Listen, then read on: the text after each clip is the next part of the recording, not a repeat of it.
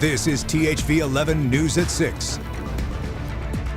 Here at 6 with breaking news. In the last half hour, the Senate strikes a last-minute deal averting a partial government shutdown. You're getting a live look at Washington, where the Senate is still in session. The deal comes just hours before funding expires for key agencies, including Homeland Security.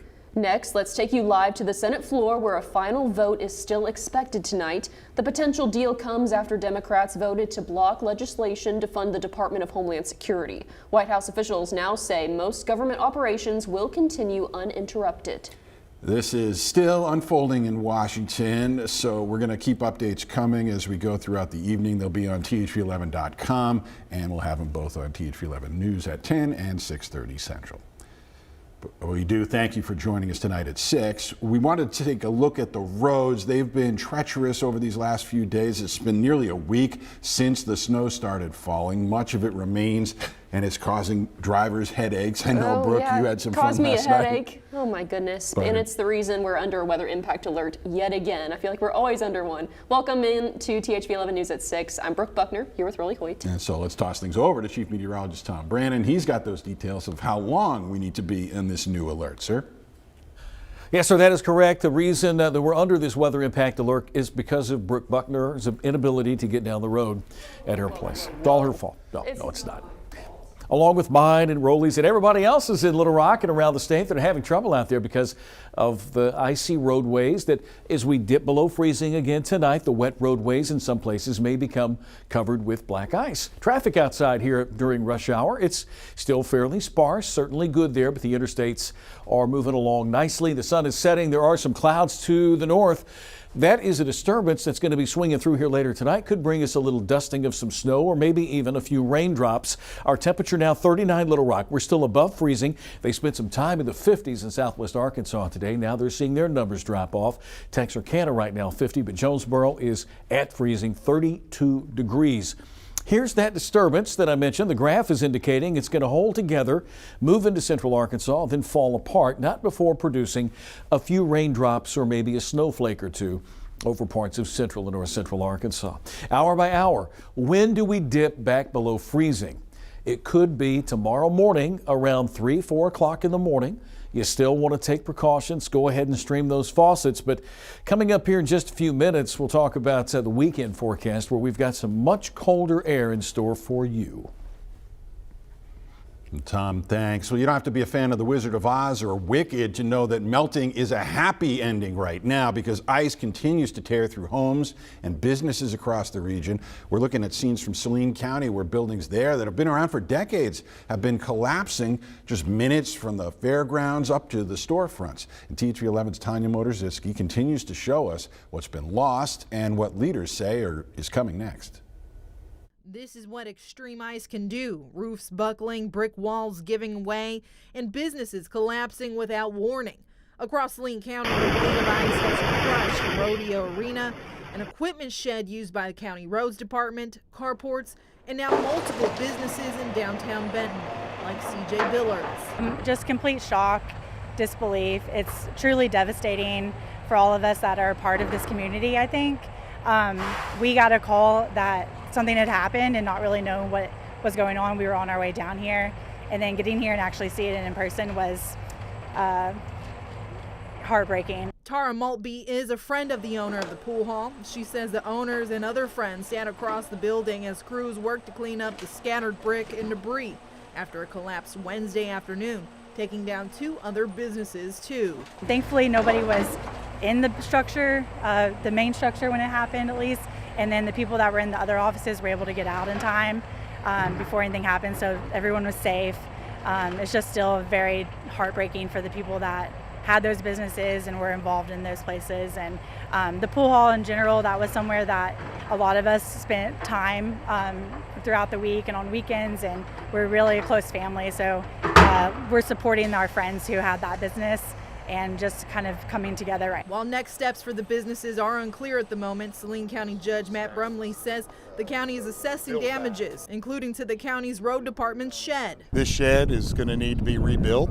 We've got most of our equipment out from underneath the shed, but as you can see, we still have equipment that is pinned and trapped in there. Jeremy Wiley with Mystical Construction says their phones and we're sending people out that can't get their cars out. So we're jacking it up to be able to pull their cars out. With wintry weather making more rounds, he's reminding people to be safe. If you see anything out there that may have a crack in it or anything else like that, just stay away, call somebody, come out and inspect it, because the last thing we want is for somebody to be injured. In Saline County, Tanya Motorzitsky, THV 11 News. Tanya, thank you. And County Judge Brumley says if you have any damage, to email emergency management so they can assess it and work to try and figure out how they can get funding for it. We've got information on where to reach out. It's on thv11.com. And many in Saline County have also been without running water since the weekend. For some, that's slowly changing, though. Tonight we're learning they've got water pressure back to some of those customers, but they remain under a boil water notice.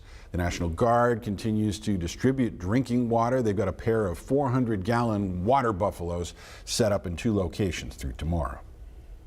Nearly 170 guardsmen are spread out all across the state, helping people impacted by the storm. One of those is Sergeant Cade Black. He's being asked to help rescue stranded motorists and says the help has been a big need because of the lingering slick conditions on a lot of roads. He also shares a message we've heard repeatedly since the winter weather hit. Please don't get out unless it's an emergency. If you do have to get out, make sure you pack, blankets, food, water, anything warm in case you do get stranded, because, the wind chill and, the weather it's pretty brutal out there. He also says their biggest challenge thus far has been reaching some of those cars that are stuck. With the current condition of the roads, many schools have already announced they will stay closed through the end of the week, including the Little Rock School District. But that list is still growing. Stay up to date. Just head to thv11.com. There we've got a full list of all of those affected. And it comes as we look at the major roads. They look like they're clear at this point, but you get into those neighborhoods, many still locked in by snow and ice. In North Little Rock, THV 11's Carter Thweet talks with some neighbors who haven't been able to leave home for days.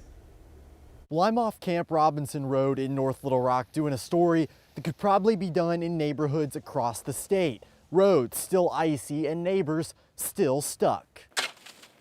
Gail Jarrett was working on her driveway when I showed up Thursday. She lives on 52nd Street, about a quarter mile from Camp Robinson Road. Once we get to the main roads, we are good.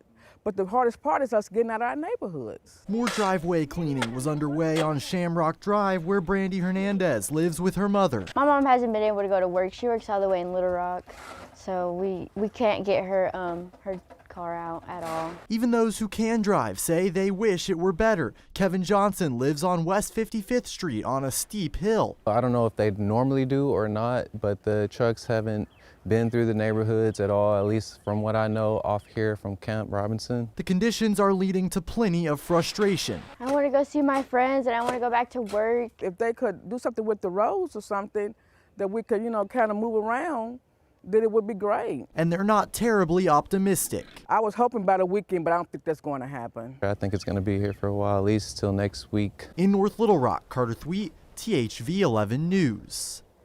Carter, thanks. And in a statement, North Little Rock admitted the snow removal process is taking longer than usual due to the type of precipitation that fell.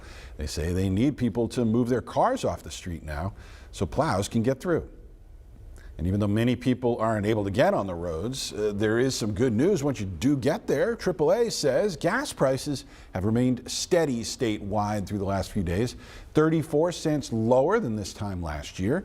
The Arkansas average, 40 cents less than the national average, with Little Rock having one of the lowest prices for a gallon of unleaded across the state. But when it comes to health care, a new poll shows its price is the top economic worry for many Americans. It's a concern for 2/3 of participants in the survey from health research organization KFF. That number is higher than those for utilities, food and groceries, housing, and gas.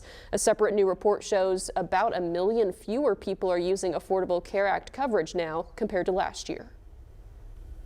After learning of a big boost coming to the Pine Bluff Arsenal yesterday, right here in Arkansas, Lockheed Martin's Camden plant is taking center stage in a major new national defense deal.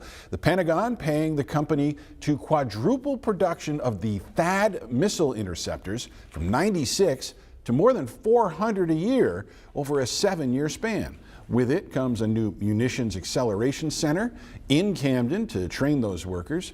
There's no word yet on how many jobs are going to be added, but earlier this month we reported on another deal to triple the amount of Patriot air defense missiles, also built at Lockheed Martin's Camden operations. Tonight, a deadly crash involving a train is under investigation in Pulaski County. Deputies say 82-year-old Carol Buckaloo was killed when the vehicle she was in was hit by a train early this morning. 78-year-old Norman Buckaloo survived the crash and was taken to a local hospital for treatment. Investigators are still working to figure out what led up to the collision. Now let's give you a live look at the roads in North Little Rock from THV 11's exclusive 360 cam on top of Weather Force 11. In the next 8 minutes, what the melting ice is revealing. That's going to cost millions to repair. Oh, Danny taking us down the roads of Little Rock and North Little Rock. Here's what we expect. Weather impact alert through the weekend. Temperatures get a little colder. There could be a little hit of some precipitation late tonight, early Friday. I'll have the latest radar on that and a look ahead.